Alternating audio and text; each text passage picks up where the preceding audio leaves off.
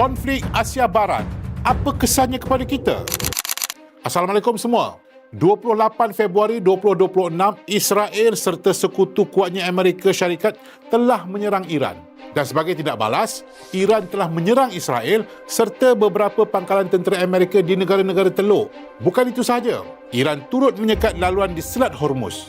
Sekatan ini bertujuan untuk menekan ekonomi dunia, khususnya Amerika. Selat Hormuz yang sepanjang 167 km dengan lebar 33 km pada titik paling sempit merupakan satu-satunya laluan laut untuk negara-negara Teluk mengeksport minyak dan gas dalam jumlah besar ke pasaran antarabangsa. Selat Hormuz turut menjadi laluan 20% bekalan minyak dan gas asli cecair dunia. Sekatan ke atas selat ini pastinya mewujudkan krisis tenaga global, termasuk di Asia.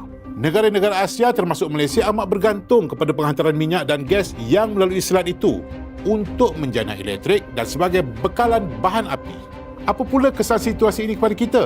Paling jelas ialah kenaikan harga minyak dan gas. Sebelum berlaku konflik di Asia Barat, harga minyak mentah Brent adalah sekitar $70 setong. Tetapi harga ini sempat melonjak melepasi $100 setong setelah tercetusnya konflik. Walau bagaimanapun, sehingga kini kita masih mampu bertahan tanpa perlu menaikkan harga minyak dan gas bersubsidi di pasaran domestik. Kerajaan masih mengekalkan harga budi madani RON 95 pada paras RM1.99 per liter. Dan hasil semakan Petronas, bekalan produk petroleum negara mencukupi sekurang-kurangnya sehingga Mei ini. Tapi kita tidak boleh merasa selesa. Sekiranya ketegangan di Asia Barat ini berlarutan, risiko kenaikan harga minyak mentah yang lebih tinggi akan berlaku. Jika ini terjadi, bukan sahaja harga minyak dan gas akan meningkat, bahkan akan turut memberi kesan kepada harga barangan keperluan yang lain. Untuk itu, kita perlu bersedia dari sekarang.